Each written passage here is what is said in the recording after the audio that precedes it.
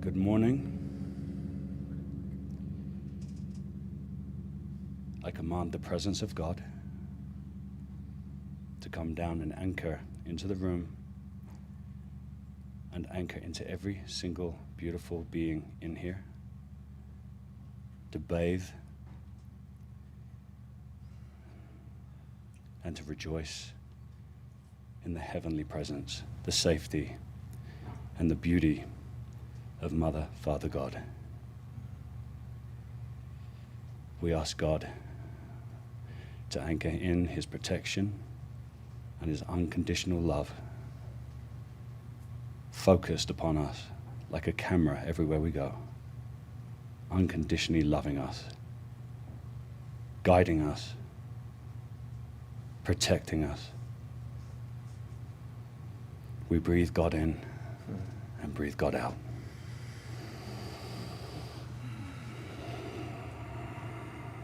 God bless you all. Amen.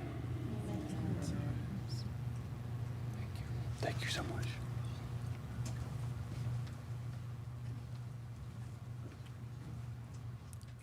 Please join me in reading our mission statement, which you will find on the white cards in the seat backs in front of you.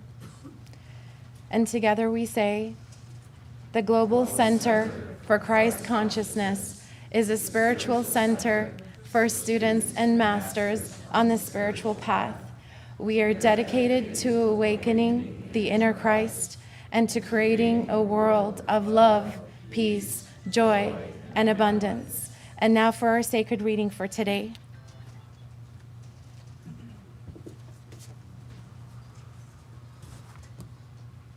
From A Course in Miracles, the peace of God is shining in you now, and from your heart extends around the world.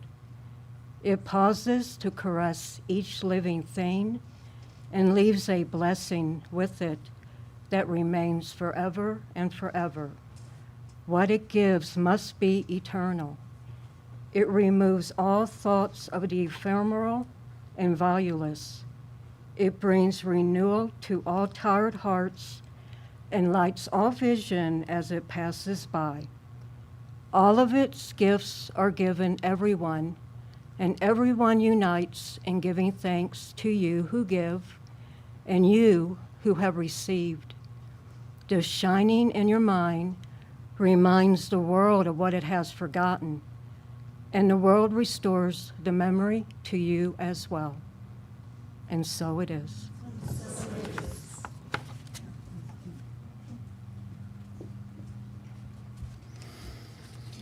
How are we doing?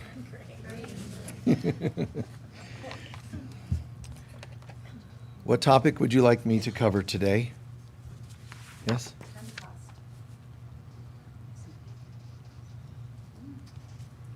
Noticing energies trying to block your blessings from coming in.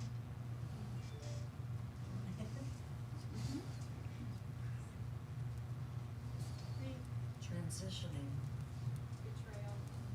One sec.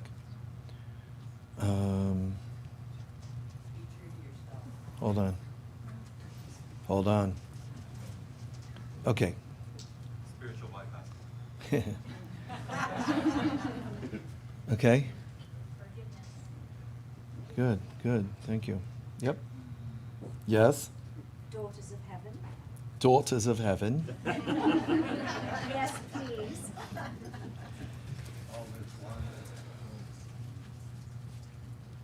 Several items, and the folks watching online, you wouldn't be able to hear them all, but it ranges from forgiveness and spiritual bypass, transition, and just several others. I won't go into all of them now, but I'll try to cover them all.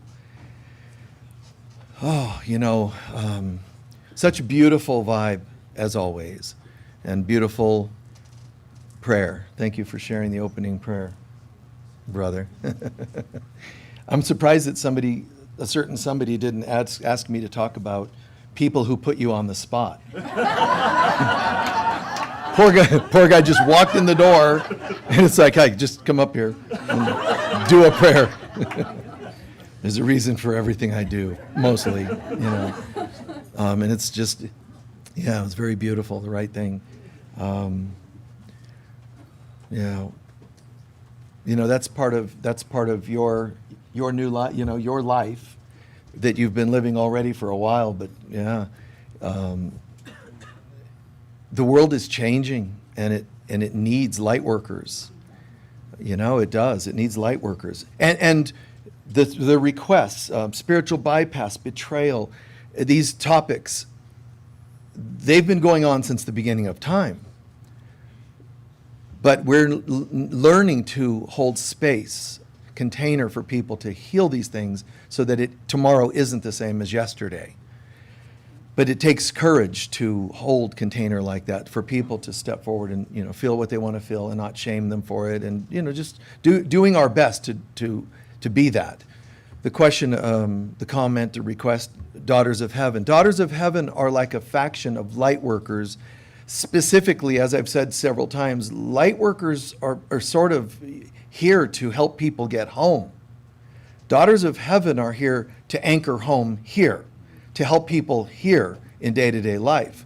So the Daughters of Heaven are, it's not that, in a sense, they're overlapping. They're the same, in a sense.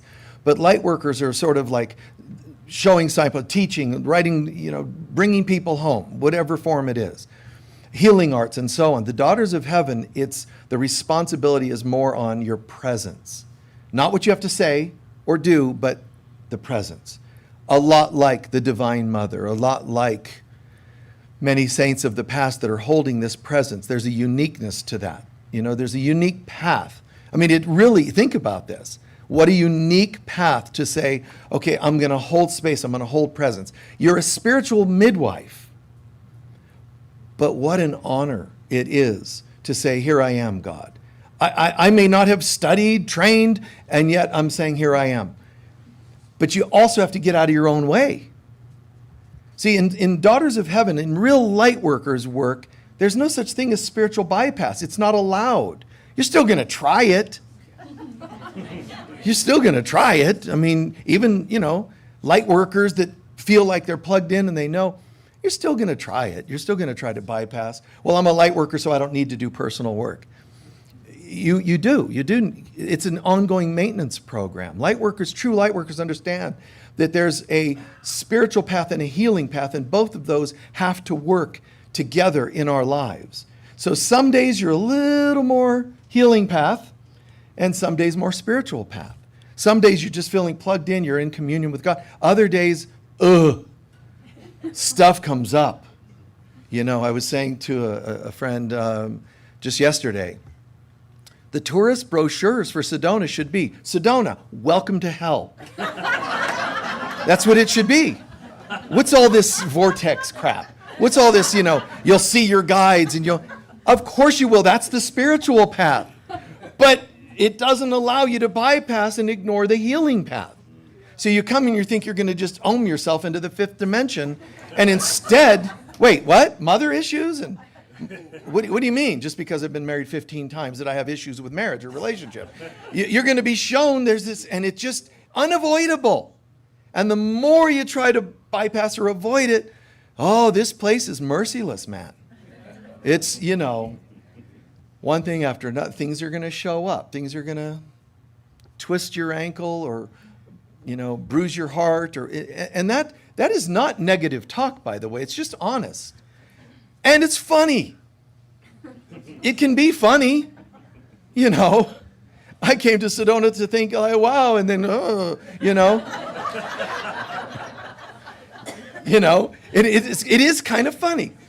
Somebody's fairly new when you go, hi, are you living in Sedona? Yes, they're new.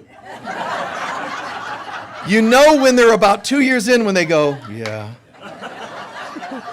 Just the sound, and now that you can go, oh, my guides are telling me you've been here about a year or two, right? Oh my God, how did you know? You're really psychic. Yes, I am. But it's the tone of their voice. If they sound like Lurch, they're here about a year or two. But if you can endure it, it's very magical. There are, still humans, and there's still egos and weirdnesses that are magnified in Sedona. But, but Sedona is a unique place, but it has a message. And the message is, are you willing to turn up the flame? Are you willing to go a little faster on the path? If you want to go slower, I won't name specific towns, but there are places you can go. There are places you can go, and you don't have to work on yourself much, because nobody does. Just pass me another beer, and nobody, and they just all enable each other. But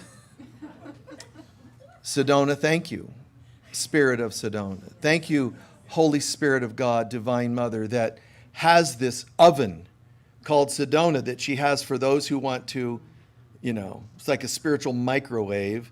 But, come in, I'm going to help you, cook up. And I mean it. The mother says, this is a place where I will do more intense work. There are quieter, calmer places. It is more intense. And, you could say, Mother, I need quiet and nurturance. I need softer. And she says, and so it is. And you work that out and you pray and you get guided to a place that's a little softer and lighter. However, for some of us, once you taste the light, there's almost like no slowing down. You know better. You kind of go, okay, I know I could go to sleep again and not be awake, but there's a part of us that says, no, I can't. You just can't imagine it, right? Yeah. Once you see through things, it's hard to settle for relationship stuff. Like, seriously, you're kind of like, really? Work stuff that's just a job, and all those things we were programmed with, they don't fly anymore. And that is a lonely life. For a while, at least. But it's a lonely life because you're like, if you can't just settle, I can't even just do inane conversation. So now who do you hang out with? Is there such a thing as a non-inane cafe? Only for people dedicated to depth, And there's like two people sitting there like, just being in your presence of each other, it's wow. And I don't know, man. Anyway, all of this you could say is related to, one of you asked the word transition, without the context of that it's, we're all being born again. But here's an important question. What's being born again in you? I mean, to the fundamental Christian, born again means you accept Jesus as your Savior. So, in a sense, in a good sense, you're letting Jesus wash away your past, which is very good, and guide you into a new life. That's cool. There's people that think born again's just, like a simple term. They don't understand the depth of it. But you can be born again in your health. I'm tired of the effects of smoking. I'm now going to do yoga, and you're spiritually born again physically because you found a healthier lifestyle. And some people won't realize that is a form of being born again. You should take it seriously and own it. I am living a new life in terms of my health, but it isn't the deepest.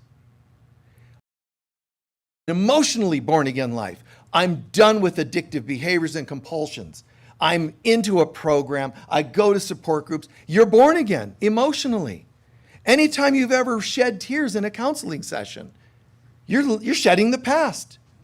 And counselors should, when you're done, have you breathe in something new. Not just air, but they're trained. Many counselors are trained. Don't be talking about God. So they only let you breathe in air. And that's not the highest. Anytime you shed the past, you cry, you sigh, the next breath should be more God. Now, somebody says to you, if you're a counselor, a sponsor, a friend, and they say, well, I don't want to hear the God thing, then just tell them this, hope. Breathe in hope for a new life. See?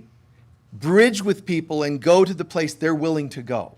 So let's not do the God thing. Let's breathe in hope. Would you like to breathe in if you've had a very heavy life? Maybe your mantra should be peace and happiness. So breathe in peace and happiness, right? Give them something new to breathe in. That's a really good midwife.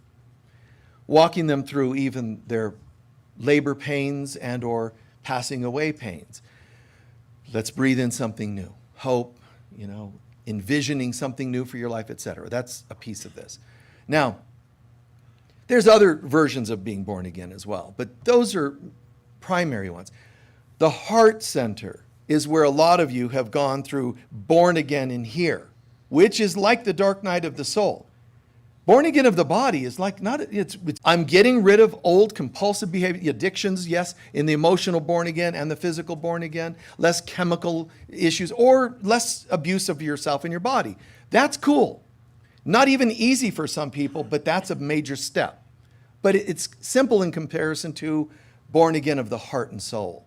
This means dark night of the soul, not dark night of the body, not I'm really craving a Snickers because I really like chocolate, but I'm on a new diet. It's not. So this is challenging. And you know what? If that's all you pull off, it's beautiful because it's still a form of being born again, but it's the tip of the iceberg.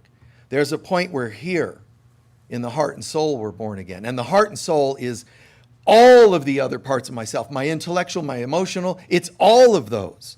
So when we really set our course and say, I can't settle anymore, I'm willing to go this far with my being born again. Not just a physical adjustment, emotional adjustment. I'm going all the way.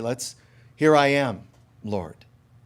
As Yogananda puts it, just, here I am, Lord. Shine your light upon me and let the light hit everything. But the soul being born again is like, you don't settle for breathing in new air. You don't settle for, just positive thinking affirmations. My old self was really self-abusive, and now I have a new mantra. It's, I am lovable, which is great. But the soul isn't where you just give yourself a new affirmation. This is soul level. This is where I'm being introduced not from my body to my soul to spirit. This is where I'm like, I don't even know. God, I don't even know what I'm asking for. It's a great affirmation, by the way. I don't even know what to ask for. And God's like, thank you. Your not knowing means sky's the limit. And what do you want to refill with? Best answer? I don't know, but you do. Take it away.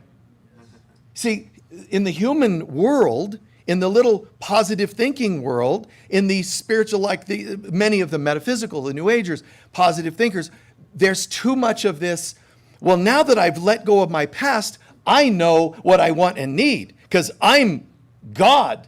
And they walk around with just crowned egos. And they think because they've been told, you are God. So you decide, being who said, I don't know. Let's everybody pack up all your greatest gifts and bring them to this person because they don't know. They emptied their cup, they emptied their luggage and said, fill me. So broom, broom, broom, all these things start getting filled. You're going to a new level because this is what we do in our talks here. I don't know, boom, and here we go. Every healer, every chaplain, should practice that emptiness. However, there's a downside because if you don't believe in what you're calling in, then you'll empty, but you'll be empty with words and you don't know what to say when you walk up here because you're not complete yet. You're practicing emptying, but not refilling. Refilling isn't just saying, okay, God, you take it over. Well, you might get lucky and poof, I felt the Spirit fill me. That might happen. But there are also people that go, waiting, hello, and nothing happens. That can happen. It's scary. It is. It's scary. But how did you get there? Because this is you facing your fears. Even not knowing what to say. It's facing your fears. I'm a public speaker, apparently. I'm a public speaker. But I knew when they said in high school, what do you want to do when you get out? All I knew for sure, I don't want to travel and I don't want to do anything in front of people. For the next 40 years, all I did was travel and speak in front of people. But the first few times, butterflies, just, and do a talk, nervously do a talk.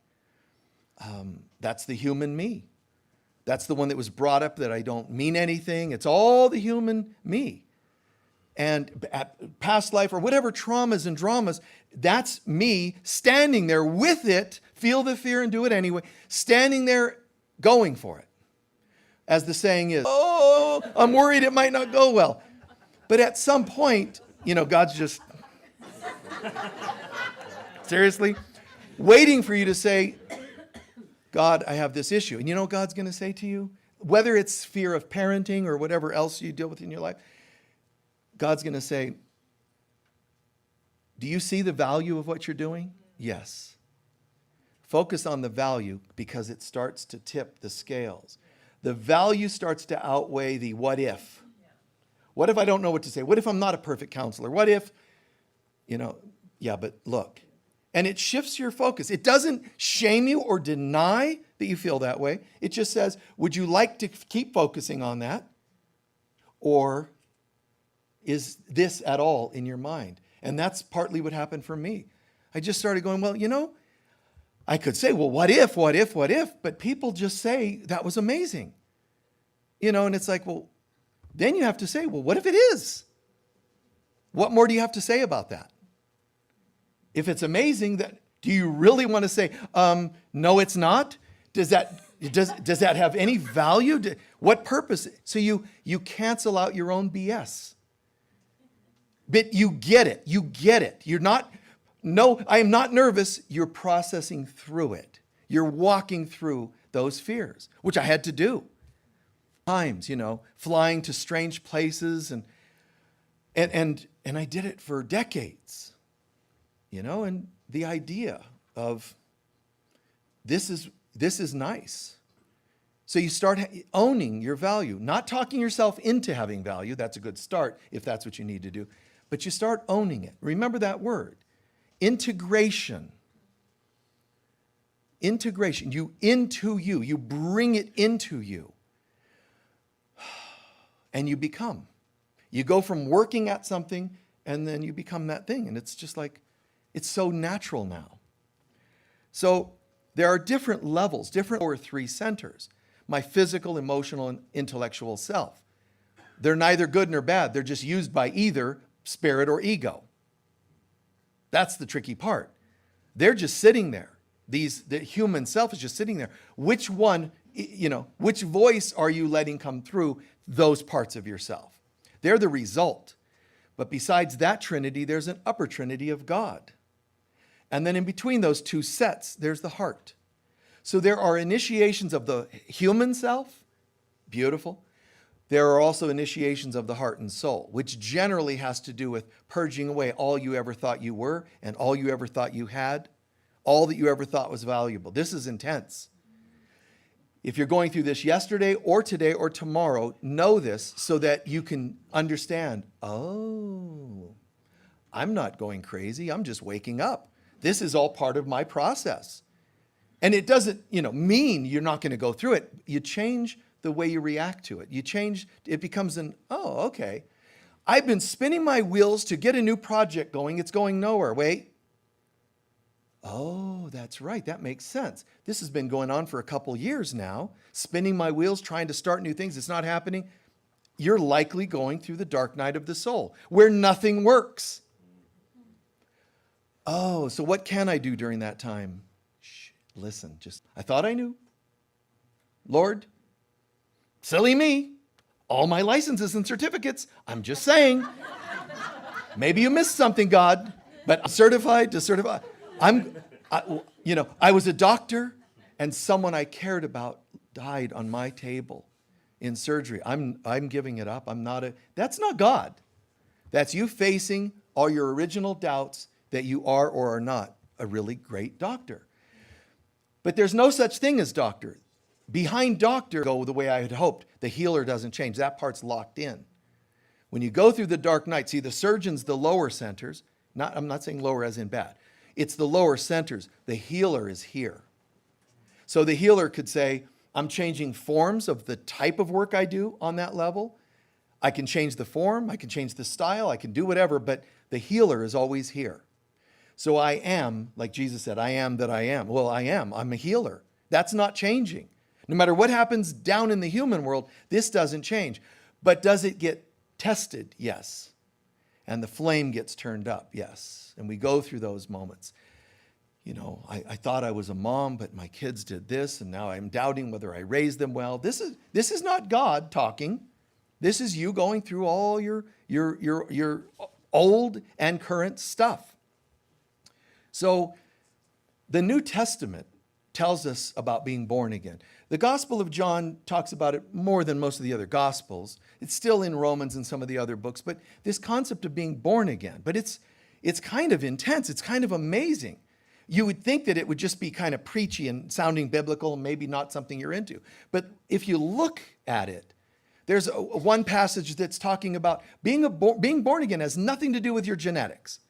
It has nothing to do with of the body per se, which is it's important for us to hear. It's important for us to hear. It's of the soul. It's an amazing, everything about you can change, or just a little.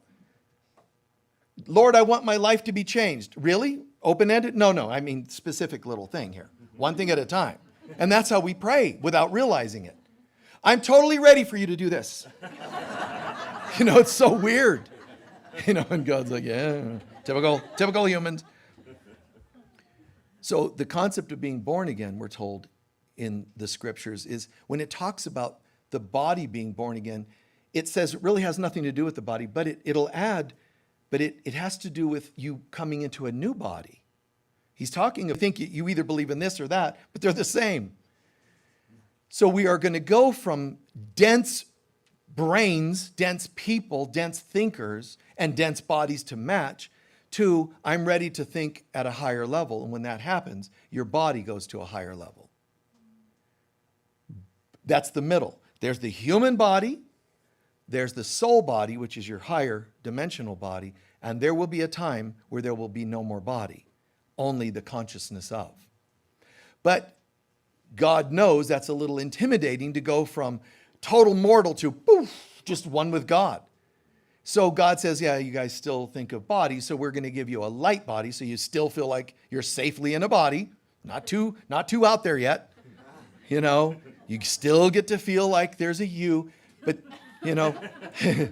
So this is what the Christians often call the new millennium. You know, the age of peace, the Aquarian age, some of us would call it. We're going from living in the dark ages. That's not just something that happened in the 1500s. The dark ages began when we thought we left God.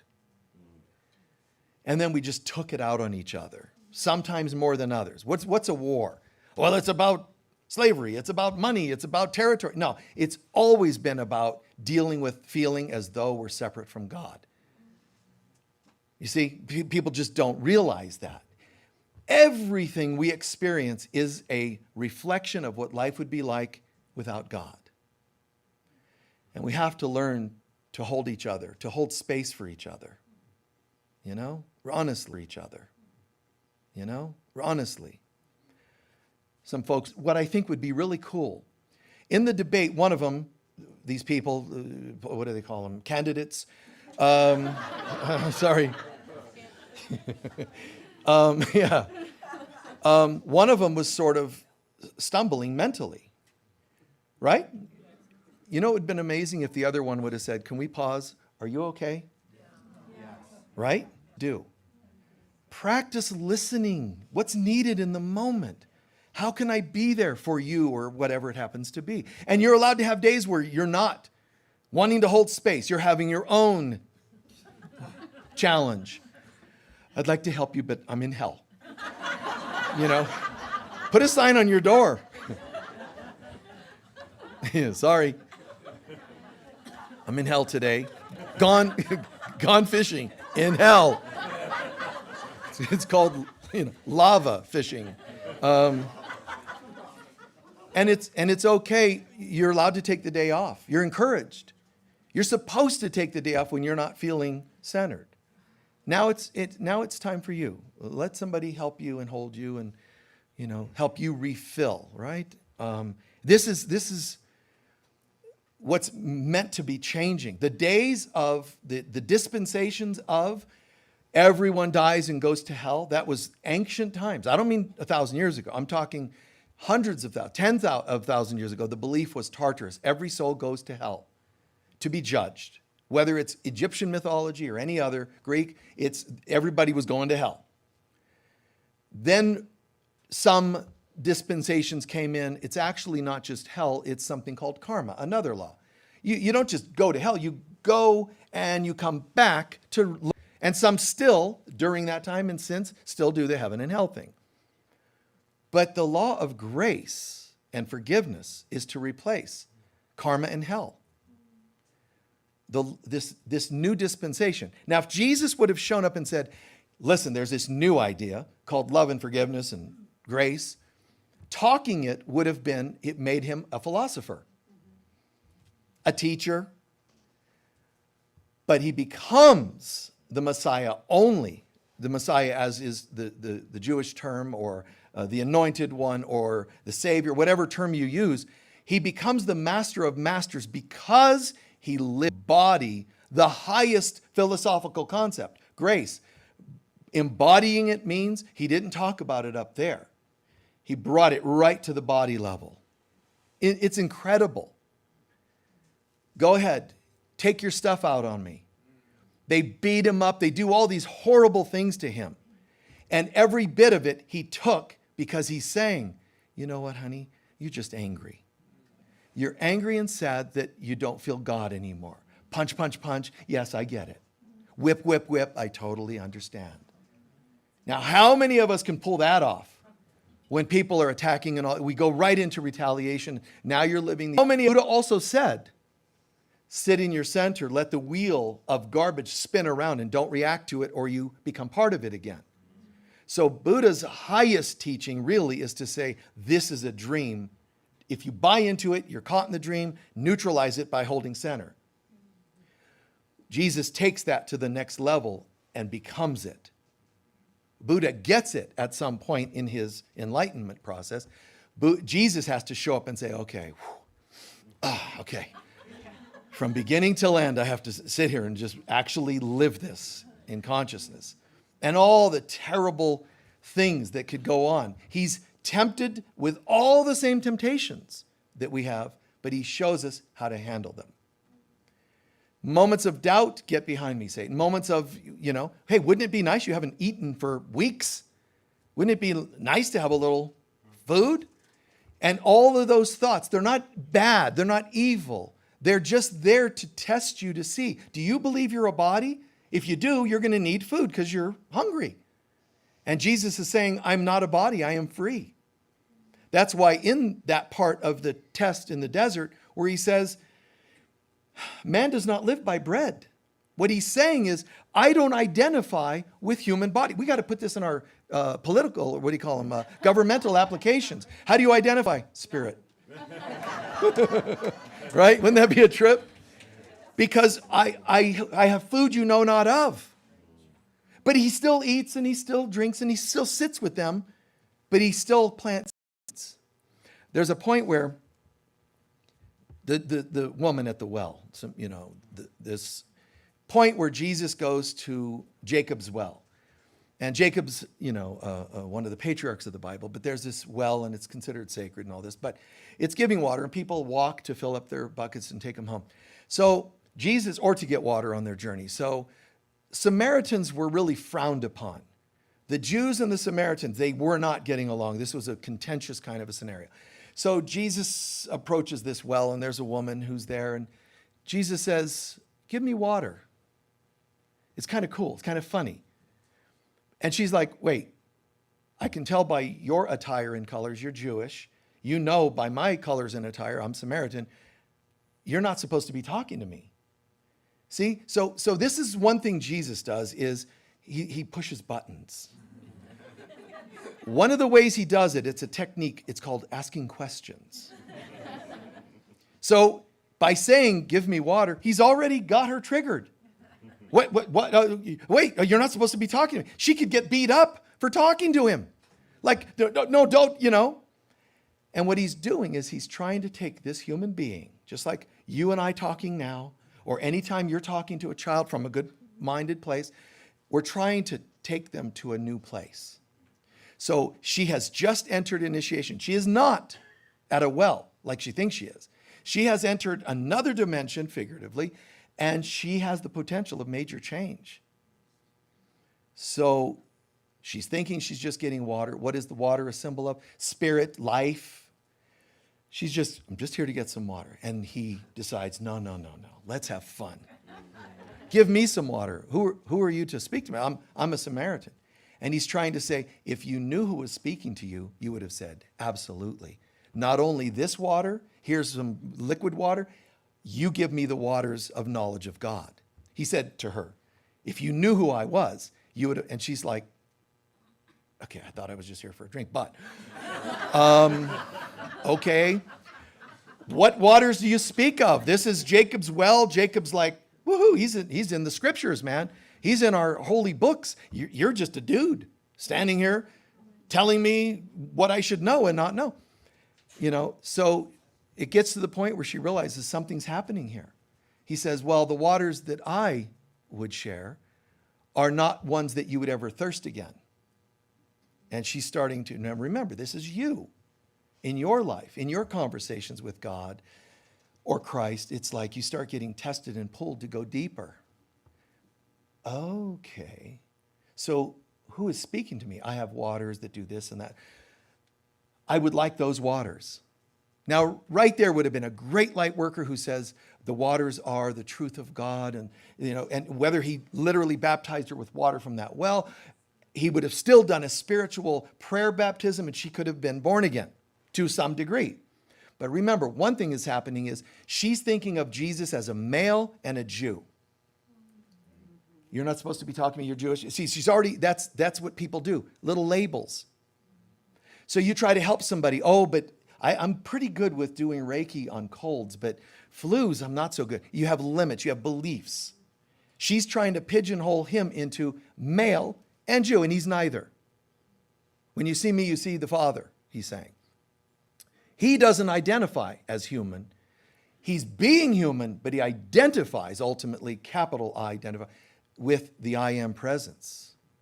He carries that in a body, but this is powerful stuff. So he says to her, yes, okay, and you're getting it. Yes, I want those waters. Now he says, okay, I will give you those waters. That would have been great. No, not for Jesus. He's got to go have fun, like I would suggest doing. So he says, okay, well, go get your husband and bring him back, and I'll share the waters with you. She goes, but I don't have a husband. No kidding. You've had 5 men, which today we're like 5. I've got 500, but he's like, you have 5 men. What he's saying, because go find your husband. The word husband, properly translated, can mean the Lord. So what he's doing is he's messing with her. Go bring your husband. Well, I don't have. He goes, you say that, you're right there. Not only do you not have a husband, you're not even married to the man you live with, and you've had other men you've lived with as though they were husbands, but you never married them. What he's saying is, in terms of relationship, you're afraid of commitment. That's what he was trying to teach her. Your wounds around relationship are still getting the best of you. But since the word husband also means Lord, he's saying to her, and you also have no commitment to God. You tend to shift from one belief to another spiritually. He was calling her on her own lack of step in and know what you believe. Why? Because if you're willing to own, now he can teach you the real stuff because you're willing to own it. He's not going to just tell her, let me be your 6th belief of the week. He's not going to, and I wouldn't either. I would just say, no, I don't want to mess with pretend.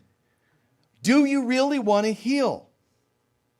Now, I don't push people that far. I don't tell every phone session and so on, I need to have commitment that you're getting. I just work with them at the level they're at and let it be and plant seeds for better. That's all. I mean, which is enough. It's great. But there are times when Jesus was insisting to take it further because the people in front of him, he was wanting to do something with. He wanted to get them there. Do you believe in the Son of God? I never heard of it, but okay, that's what some of them said. I'll do it. All right. And then they're healed. But he had to evoke from them that faith. Is that making sense? Because now we have an integrated thing. See, he's not lecturing at you. He's wanting you involved. And it's very tricky, and it's a wild ride sometimes, you know? You could have a parent who's sickly and they're passing, and what do? You know, you want to help them. Well, you only get them to the level they're willing to go and plant a seed for more and stay objective to it. They get it, they don't, who cares? That's their business with God. They're going to get it. Everybody's going to get it. But we get caught up in wanting them to get it how we want them to get it and when we want them to get it. But when you really get it, as light workers, when we really get it, we're less tense about whether they get it because you have faith that they're going to get it. You just know it's not a faith like a hope. It's a faith and a knowing, well they're going to get it. It's all fine. There are times I've said to people, you know, Michael, I just entered this relationship and oh my God, it's my soulmate. And, you know, and I just know it's going to be this time, it's for sure and real. And I just do a bit of a reading with people sometimes. And I say, okay, it's going to be about 9 months. And then they're like, oh my God, you've invalidated me. And then, you know, now they're upset. And then about 5 years later, I was embarrassed to book another session 4 years ago because it ended and it went just exactly as you said it would. Are they happy? No. They hid. But this is what humans do from God. God has found various people, various mouthpieces to tell people things. And when we know it's true but don't live it, we're a bit embarrassed. Sometimes people fall off the wagon, and one reason they don't go back into sobriety is because they're embarrassed that they've done it. The best thing for their colleagues and their sponsors to do is go, that's normal. We have that tendency. Really? So I'm not bad. You see, you don't shame them. Kind of a weird story to share, but it's coming to my mind, unfortunately for you. But it popped into my mind, I remember, and you know, forgive me in advance. But I remember I was at this large spiritual center. And, you know, I did this talk, and there's their audience size. This is a big auditorium. Their weekly audience is hundreds of people.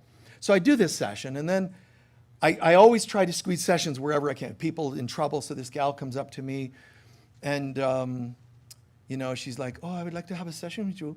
And I'm like, okay, you know, there's not a lot of time, but we can go and we'll sit in the other room and we can talk. Okay, so we go in there, and I mean, she wasn't dressed for church. It was the strangest thing. But this is just her day-to-day life. So it's like, oh, I would like you to teach me tantra and magical ways of making love. I'm like, oh, God, okay. So I'm at a church, and the girl's asking for that kind of healing work. And I said, well, you know. I go, we could find, this place is huge. We could go find a room and experience that with it. Oh, that would be lovely. And I'm going, okay, what do you want to work on? Well, I just have so many relationships, man. You know, they're just, oh, they come and go all the time, and nobody stays with me, and nobody loves me. So she's telling me this is a pattern. I sleep with people all the time. And then she's asking me, could you help me work on this? I said, sure. You want to go to a room? She said, yes. And I said, and how would that help you with the pattern you just asked me to help you with? Oh, I don't know. You know? And part of the sensitive part of that story is most of us say yes to things that continue our own patterns. Can you try and shift the pattern a little? If you, as counselors and healers, and I'm not saying intimacy is wrong. I'm saying you have to be awake. Is the other person willing to be awake? And that's a beautiful experience. But we have to recognize in any kind of healing modality, if someone comes to you and says, I have the same illness that I've been telling people for 30 years, and I go to healers every month, and it's, you know, maybe me being your 115th healer isn't what we need here. Maybe I need to do something different. Maybe I'm just going to hold you and let you cry. Maybe I'm going to ask you questions other people didn't ask. I don't know. But we as guided people, healers, sponsors, parents, try to let things go to another level. You know, try to ask those extra questions. Like Jesus didn't just tell the woman, hey, nice to see you. Can I have some water? Because I'm Christ. And you now know that. Poof. Oh, it is. It's the Christ. He could have just made her know that. He brought her through a process, through her own stuff. You know, you have lots of men. He wasn't shaming promiscuity. He was saying, because you don't want to commit. Similarly, you do the same with God. You don't want to commit. So if you want me to give you the living waters, you have to commit. He was bringing her to that place. How he would have handled you at the well would have been different. You know, whatever it happens to be, the conversation. He's finding common ground, and then he goes after that. That's a profound way of living. That's a really like, wow, a mind, because they care enough. So we have to get to that place to care enough. Remember, when you have somebody who confides something in you, and they cry out some old stuff, just pretend as one example, they are emptying their cup. Now, and it's so often happened, hundreds and hundreds, thousands and thousands of times, where somebody does this, they empty this out, and I ask them to refill. Call in peace and happiness, call in hope, I give them a word, love, some concept of God. Breathe that in, breathe that in, breathe that in. And they I don't know what it is. I just feel so different. You're born again. Now, one apostle says, I die daily. So is born again a one-time thing that you did, with a group and Jesus and, whatever, out in the ocean, and that's made into a one-time thing. You know what? I die daily. Fill me again tomorrow. Baptize me again next week. I'm good. Let's go. And have that sort of an attitude. But bringing people to points of change. You have done something that will reward you in this life, karmically, but also in future times, future on the other side. The good you've brought to people, that you listened, that you helped them and midwifed them and took them in some direction, rather than just chit-chat. How can we make this different? Working with folks, some of you know about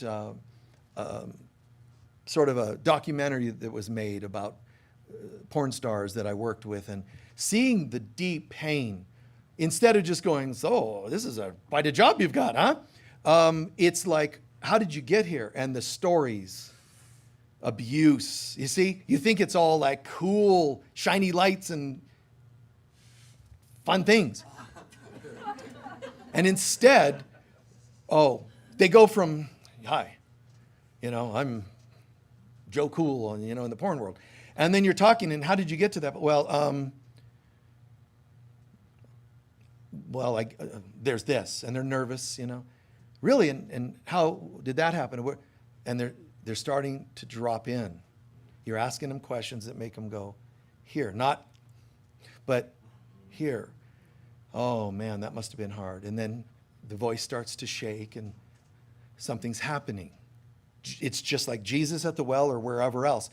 We're taking people inside. Now, if you have judgments and you say, I'm going to baptize you so that you get out of that naughty world, what you did is you made it bad. That program is in their mind, and they can't walk out. They have to run out of it, which is called scared straight. And that doesn't actually work in long term. You want them to get how this happened. You want them to viscerally know it was a process.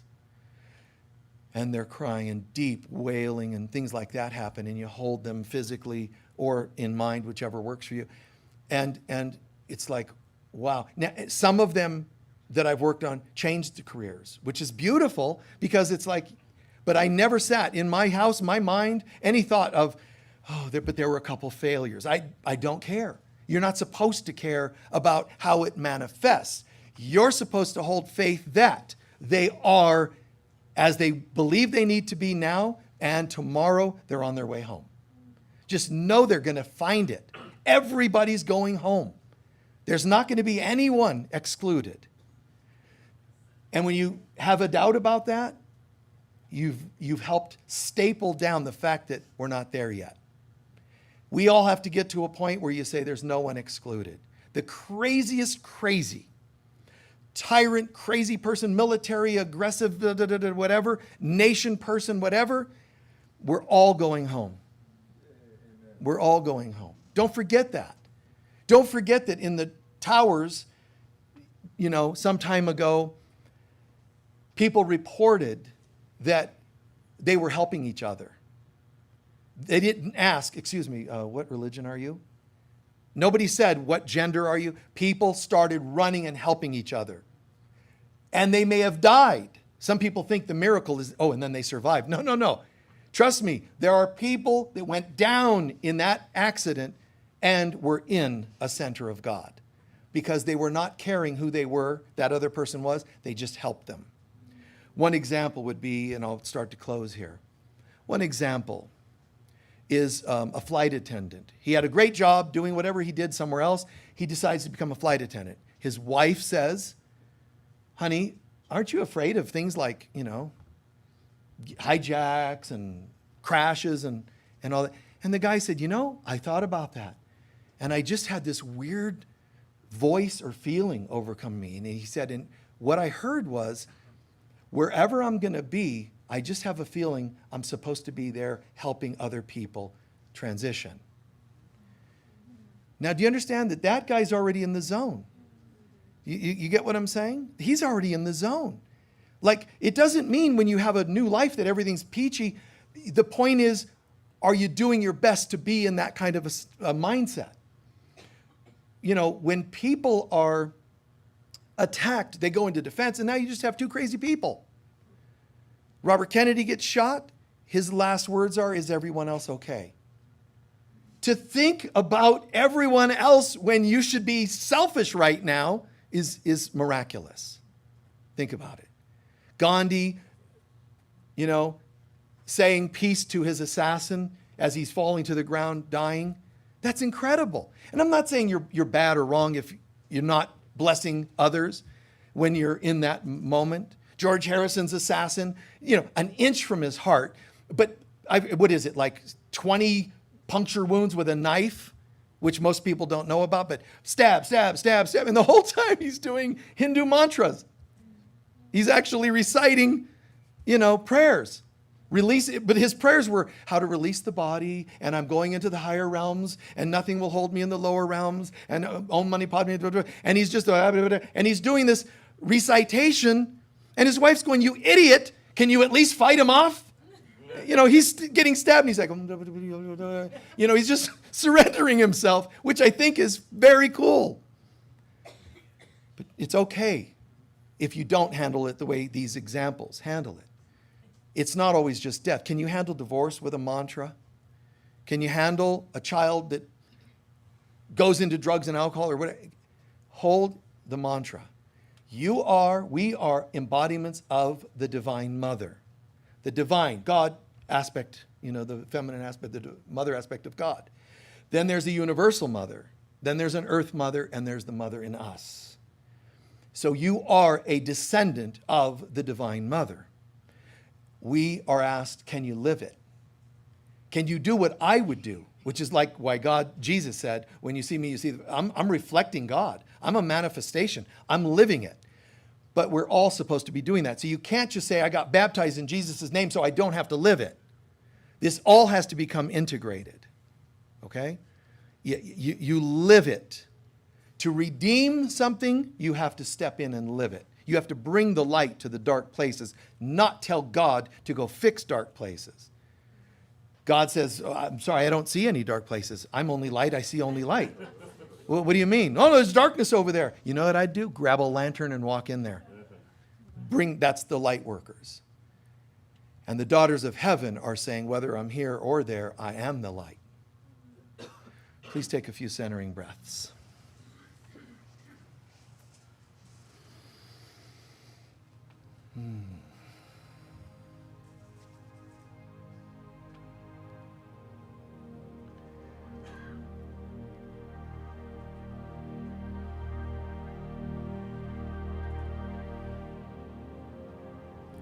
Listen very deeply in your heart and soul to what we're talking about here.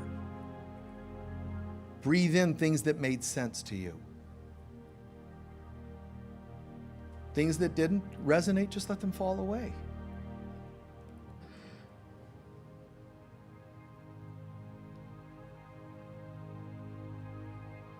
What if there is a God?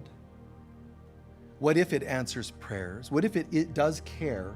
What if it is taking you home, back to bliss?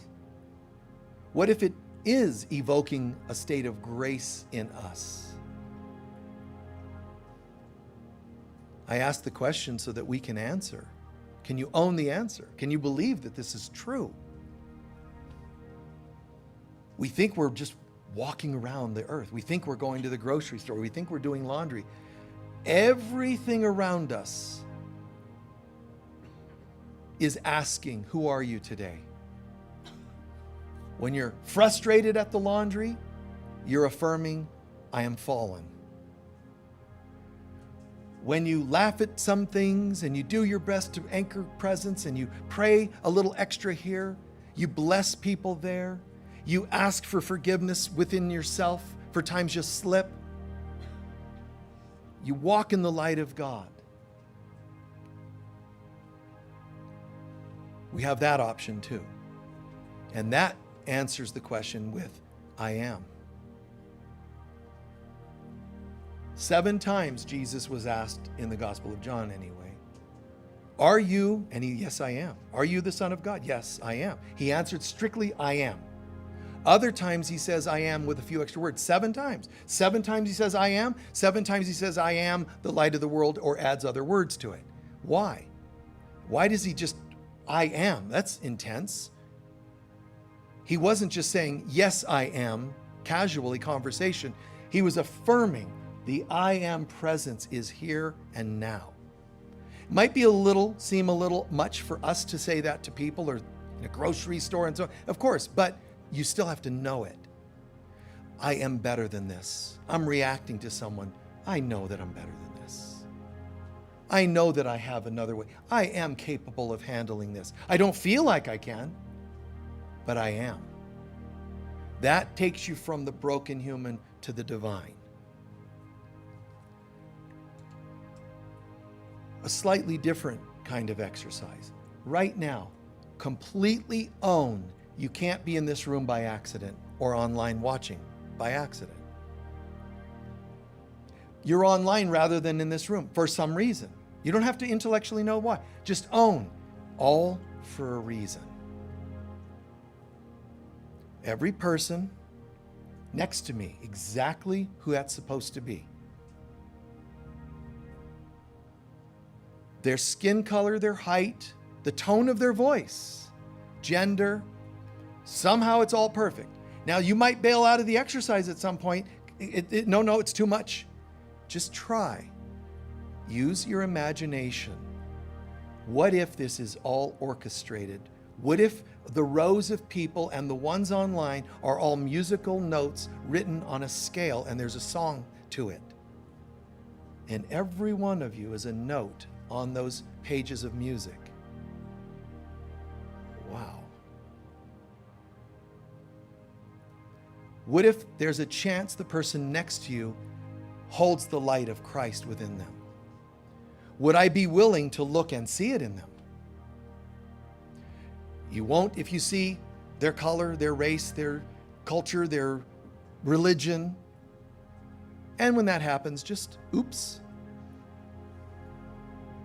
And try again, asking God to help you see something else.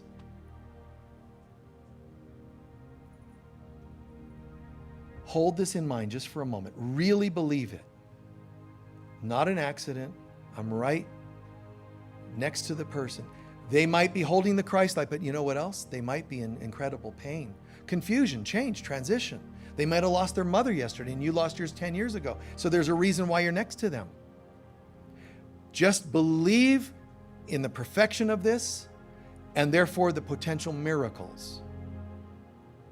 If we all talked about what I'm saying right now, we would find hundreds of bizarre synchronicities. I needed to heal with my ex and you happen to have his same name. All these kinds of things would come out if we all talked. Somehow this is all perfect. What if the person next to you needs you to be next to them? Because there's hurt from years ago.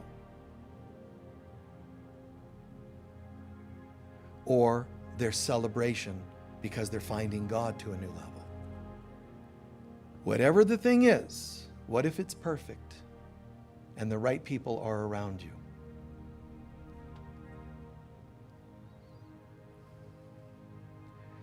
Gently, quietly, please stand. The folks online, just do this with us. Put your left hand to your heart, everyone here. And just for the next 60 seconds or so, turn here and there and put your right hand to their right hand and clasp for a moment. Don't talk, just understand. What if this is perfect? What if this is purposeful? One person at a time. What if it's perfect that person, what if? What if they're needing to feel pain and hurt from the past? Be there for them. Honor. So you hold your hand and you say, I'm here, and you give it a gentle little squeeze. Let them know you're here.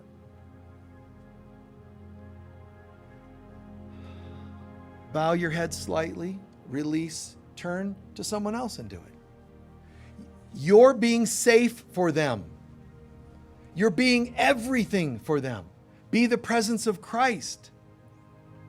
Be the presence of a healer.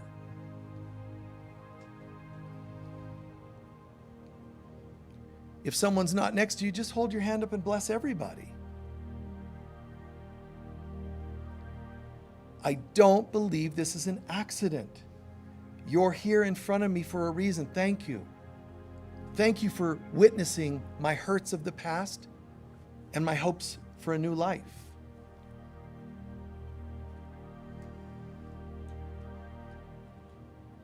Good. Release and face forward again. And the folks online, we're right here. We're right here with each other.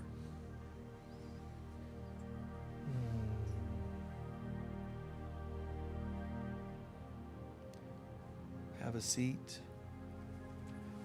Father, Mother God, we give thanks. Father, Mother God, we don't know all the different ways that these things work out. We don't have a clear head of all the reasons for these things, but we're learning to be in awe of how you weave this together. We're learning to be in a new level of deep respect for our brothers and sisters. It's okay that we still date. It's okay that we're still intimate. It's okay that we get triggered and reactive with it. It's all that's okay. That's the human stuff. The question is, are you also ready to take this to another level of spirit? That's the question. It's okay your children do whatever, but are you willing to hold an immaculate concept of them? Well, if they would only, no, I didn't ask that. I'm talking about, are you willing to see them at a new level? You know, you can have your lovers do what you want to do, but are you willing to love at another level? And if you want to still smoke, do your thing. But are you willing to say, be with me while I do this, God? Are you willing to take everything to a higher level? Thank you, folks. One of you asked about noticing energy blockages, and I hope you understand that that's a lot of what we covered here. You know, recognizing that it's, even Jesus would turn you inside. How do you recognize the energy blockages? Well, there's times we look at those things with our head, but you start to recognize when the doors are shutting, there's a block. It doesn't mean bad, but it means potentially lessons. It can also mean that that's done. Don't overanalyze and don't judge it. Just take a breath, breathe out that room, and go to the next room, whatever that happens to be. So I hope I covered, and forgiveness and other questions and Daughters of Heaven in the talk as best I could. All right, thank you. Yes. We're going to, I'm going to ask first, what did you hear or learn today that made the most sense? Which, by the way, is that, I ask that every Sunday. That's a way of getting people to own what they heard. It mustn't just go in one ear and out the other. Soak these things in. You read a great paragraph in a book, soak it in. Don't just go, oh, that's cool. Soak it in. Soak in what you learned from not so good experiences. Don't soak in the negative experiences. You did that already. Soak in what you learned from it, and soak in all the good that you see in life. Okay? Either way, integrate. Anybody want to share what you learned or heard before our closing prayer? Yes. Yes, to be the center of the hub and live in equity. Yeah. Do your best to live in that beautiful center, the hub of the wheel. Nice, nice. Yes? God says, what darkness, here's the lamp. Yeah, right? Yeah, God says, what darkness? I'm not seeing any. You know, yes. We all know what has gone on in the past, so we can be healed. Say the first part again. Owning. Owning.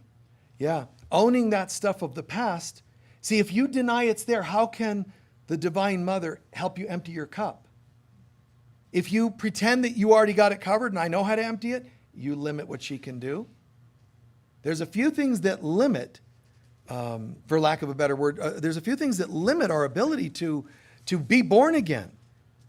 But it's all past, present, future. My unhealed hurts of the past inhibit my being born again. My control in the present inhibits my being born again. My fear of the future inhibits my being born again. All three of those had one letter, an I. You know, I, me, or mine. I can inhibit by thinking I've already got it covered, thinking I'm not afraid, denying, minimizing. It's better just to say, oh, whatever, I'm here, man. You know, when I pray prayers like that, I often say, known and unknown. I don't just say, let me figure out what needs healed today. Oh, hell no. Take it. I'm open. Things known and unknown. Things I remember and don't remember. This life, any life. Go for it. Right on. Just that vulnerability, man. There's another saying of Jesus, you know, people will only rise as far as they're willing to fall. So we bypassing again, you know. Look at me, you know, I'm higher consciousness. How do I know? Well, because I have a double terminated Herkimer crystal embedded into my forehead. You know, I had a surgeon super glue it there, and I'm enlightened. Really? Do you mind talking about any of the? Oh no, I have no issues. You know? I have none at all. Okay. And I make jokes of it, and some people think I'm being disrespectful. I'm not at all, because I think the whole thing's hilarious. And it's silly because of what we do to stay away from God. It is laughable. It's also deeply saddening. And that's why we hold people and let them cry. We don't say, well, get over it, man. There's only God. And no. Be with them where they're at in the moment. You can do the other when you're done and say, now, let's give thanks and call in some presence of love and light. That's fine. But delve if you can delve. You will only rise as far as you're willing to fall. He's saying proportionately. It doesn't mean dwell on your shadow self. It means open it up and let light shine on it. I've said this many times because there are people that are shadow worshipers and all that sort of thing. People that really are into the topic. And, you know, and I've said this many times. People are like, somebody will say, would you talk about the shadow? And there's people, ooh, my psychologist talked about that. And that's a deep topic. And, you know, Michael, I'm like, okay, we're going to go into the shadow. And everybody braces, and I go, look, watch. There's a piece of paper. Here's my announcements I'm supposed to make. Let me find one that doesn't have writing. Good. This is the screen of life. There's my shadow. I cast on it, right? There's my shadow. Now, I need to work on my shadow. What do you mean, work on your? It's not a thing to work on. No. I have to embrace my shadow. I'm going to get a shadow journal. Okay, that's all fine. But watch. When you get out of the way and let light shine, you don't have a shadow. So, how am I ever going to write a book? It would be one paragraph long. When people say, can you write a book about the shadow? No, but do you have 10 seconds? I can totally cover that topic, 10 seconds. And it sounds, I know, you know, some people that are really into things, that they get upset and feel dishonored, but it isn't. That's brilliant. Now I get it. But I didn't say it's not there. I said get out of the way and it's not there. While I'm in the way, guess what? I have stuff to work on. I do need to look at why I'm in the way. I saw Jesus, and Jesus anointed me, and the ocean parted in front of me, and everybody's all disturbed because I parted the waters in Miami Beach, and, and a dolphin just came flipping up on the shore from the parting of the sea, and, and it was Jesus in the form of a dolphin. And I could tell because he had wounds on his fins and on his, so I know it was Jesus. So this is a holy, deeply holy experience. What do you, it's all fine. It's beautiful. You have that experience. But did you change? I don't care what visions you had. I don't care. I have tons of visions. I could tell you, and I almost never do. Because the visions are still words. Did it make a difference in your life? The flipper Christ came up on the shoreline and spoke to me in some sonic thing, because they got that developed third eye, and it's doing some sonic frequencies, and I'm like, oh my God, it was a Syrian being in the form of a dolphin, and it was a Christed being, and it told me, and you turn and tell people, but you have to integrate it. How does it grow corn, as some people say? The day to day. So this is about learning to become and get out of the way. All right? But we don't shame it at all. A person telling me a vision they had with the dolphin in Miami Beach, and another person just crying about their old stuff, I think both are equally, to me, both are equally beautiful. They are. And somebody else say, oh, yeah, I know, you told this story about, the Christ flipper, and it's amazing, and all I got to do is tell you about, I've got this tendency to be wounded and hurt. You don't understand. I'm 100% clear that is just as valuable to me as these cosmic visions. I swear to God. Because when you're hurt and crying, you are making room for something new. The person who has the vision of flipper might have no room. They see it, and it just washes right over them like water off a duck's back, because they have no room for it to soak in. So I'm not impressed by the visions unless they let it soak in and change them. All right, thank you for sharing feedback. One more. I've thought frequently I can hear the whole light. But you said today I am. Yes. Yes. I am the light of God. Yes, you're here to hold the light, but gradually you go from holding it like a candle to being it. Isn't it amazing when you glow more than a candle, you don't need the candle anymore? Yeah, that was a cool one. Yes? Number one, I don't know. Good. Back to that. And number two, the pain of feeling separate from God. Yeah, the concept of the pain of feeling separate. And since everything is one, I don't just feel the pain of separation from God, I feel separate from you. And I feel separate from myself. That's why I bargain my body, because I'm separate from myself. I don't tune in and say, is this right for me? That's why I drug and drink my body, because I don't have enough love with this thing. I'm all broken up inside. So I don't have an integrity to know what's right for me. But now I do, because I'm becoming born again. And so pieces are tying together again. And then the shames of the past, and but I can't be born again. Listen, there's a term, born again virgins. And what that means is no matter where I've been and what I've done and who I've done, it means I'm starting over. And now anyone that I engage with, I want it to be not perfect husband, wife, partner, and I'm talking about love, not title. To be able to share with somebody at that level. For that girl that I talked about, where I said she was offering a certain thing, my question to her made her go, oh, you see, now she could be born again. Whatever she thought she would get by working with me on one level, she now has the potential to get just through that one question. How is that going to change your life if we just do that? Remember that? The same with ourselves. I want to be different. Oh, but my past, how is that helping? There is no such thing as time. Try that. So all my past experiences, give them to God. And then if you say, yeah, but they're still there, that is called faithlessness.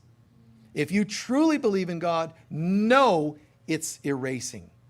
And the Holy Spirit, the Divine Mother, will actually go into your brain and unplug synapses and neurons that remembered what you've been, what you've done.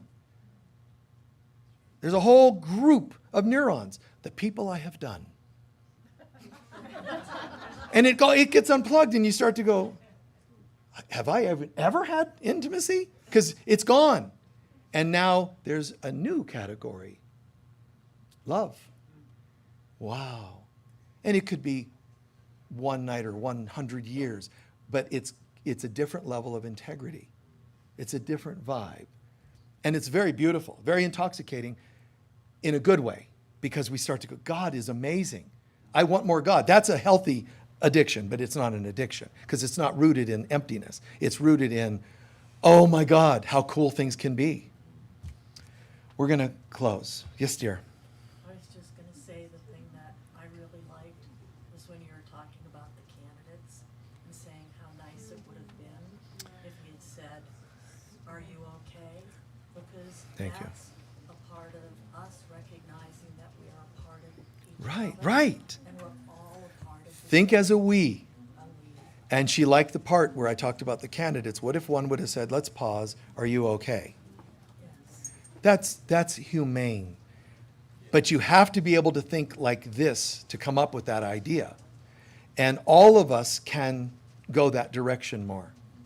You know, somebody totally takes you in a divorce, only when you're strong enough and centered to be able to say, are you okay?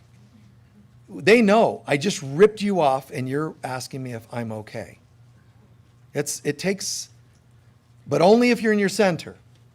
Don't do it to show weakness for them to go after. It's coming from a different place. And thank you for that. How are you doing? Yeah? You feeling a good change in your life? I'm in the process. I could tell. Yeah. But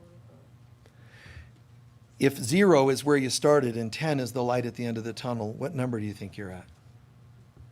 right now, I'm rapidly looking towards going to 10. Going to, but where are you? I don't know. Good. I don't know.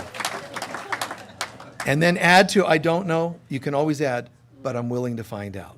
But I'm willing to find out. Good. Good. That a girl. Thinking of moving to Sedona, so that whole And even thinking of moving to Sedona. Right? Welcome to hell. If anybody's thinking of it, remember this. Yes, and I joke about it. It's a fantastic place. Great people that know a lot about the area. They can show you the places to pray, meditate. But remember, it's intense. So be prepared for that.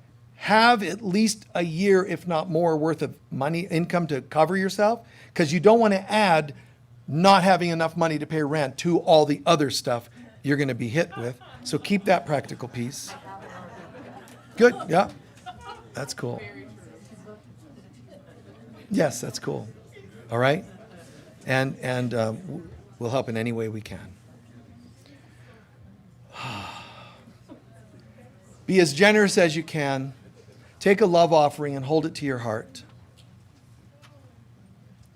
As generous as you can. Hold your love offering to your heart. Your donations are going to go in the baskets, or the bags rather, the purple bags. But any extra donations, like, you know, just for special projects we do or to help lesser people of lesser means that we help, that would go in the basket, whatever that is. Just a generous check or change out of the bottom of your purse. That's just a collection that we take to help us just reach out to others, okay? So hold your love offering sincerely to your heart. Your prayer, your blessing is on your paper in front of you. If you don't know the words, you can also see it online.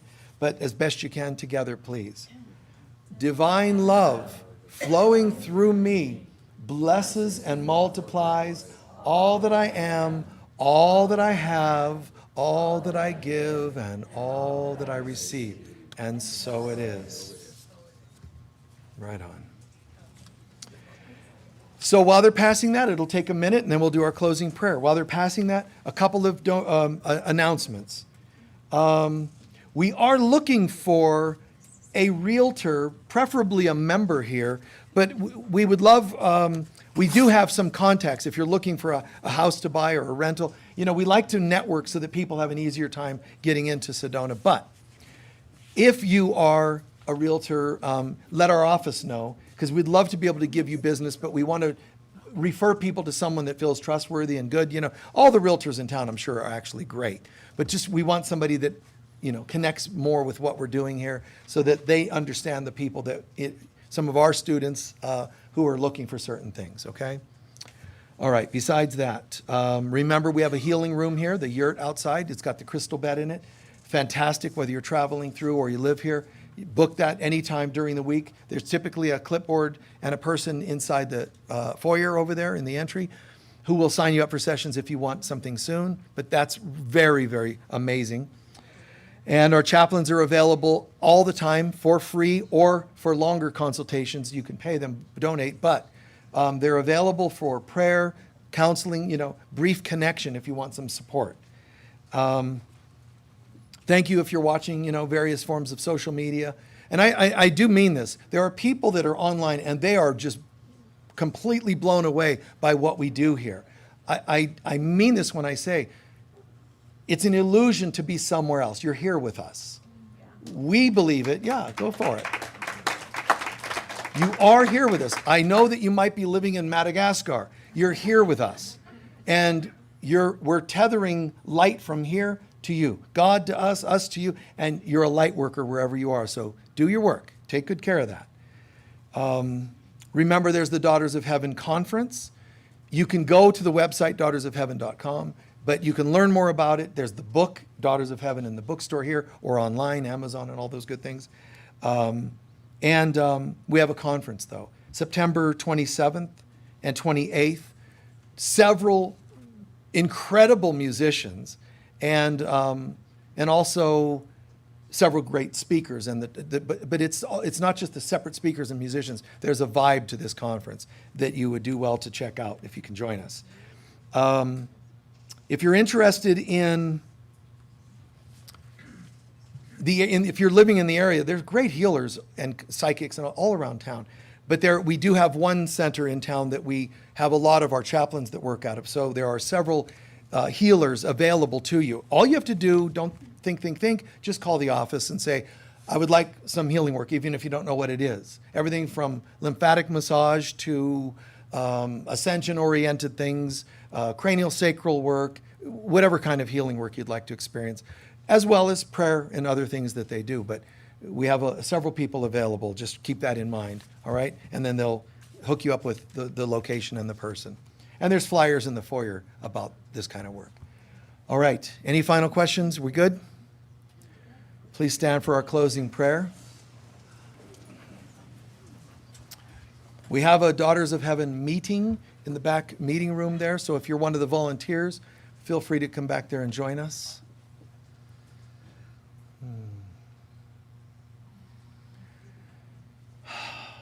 Breathing, centering, gratitude.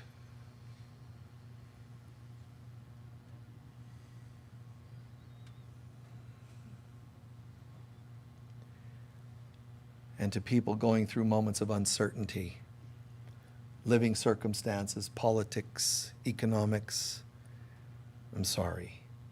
I know it's a scary period. This too shall pass. God is with you. And so is our love and support to you. The light of God surrounds us. The love of God enfolds us. The power of God protects us. The presence of God watches over us. Wherever we go, God is, I am, we are, and so it is. Peace be with you all. Thank you.